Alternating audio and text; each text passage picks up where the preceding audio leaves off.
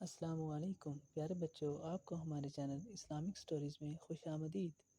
پیارے بچوں، آج ہمارا موضوع زکوٰۃ ہوگا۔ یہ اسلام کے 5 ستونوں میں سے ایک ستون ہے۔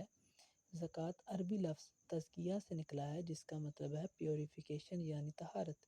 اسلام کے مطابق یہ کوئی صدقہ نہیں ہے، بلکہ غریبوں، کمزوروں، بوڑھوں اور شیر خوار بچوں کے لیے ایک مذہبی رسم ہے۔ اللہ نے اسے خود تجویز کیا ہے۔ یہ ایک خاص دولت رکھنے والے لوگوں پر ادا کرنا یعنی عطیہ کرنا ہوتا ہے۔ اس کی شرح مال کا 2.5% ہے۔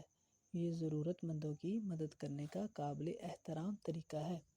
زکوٰۃ ہم 2 طرح سے ادا کر سکتے ہیں، ایک ضرورت مندوں کی خدمت کرنے کے لیے کھانا یا مال مہیا کرنا، اور دوسرا اپنے نفس یعنی خود کو برے کاموں سے روکنا، جسے روزہ کہتے ہیں۔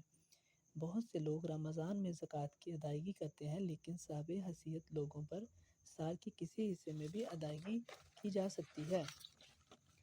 زکوٰۃ 2 ہجری میں فرض کی گئی، لیکن حضور صلی اللہ علیہ وسلم کے مدینہ ہجرت کے بعد یہ لازمی ہو گیا۔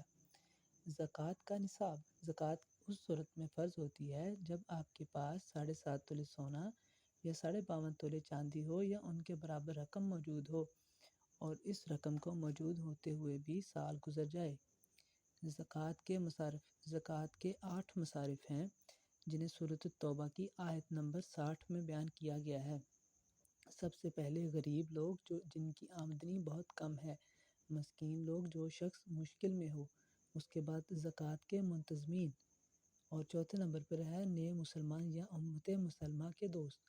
5ویں نمبر پر جو لوگ غلام ہیں کسی بھی صورت میں، ان کی آزادی کے لیے رقم ادا کرنا، اور 6 نمبر پر قرض دار، اور 7ویں نمبر پر خدا کی راہ میں کام کرنے والے فی سبیل اللہ لوگوں کی مدد کرنا، اور نمبر 8 پر ہے مسافر۔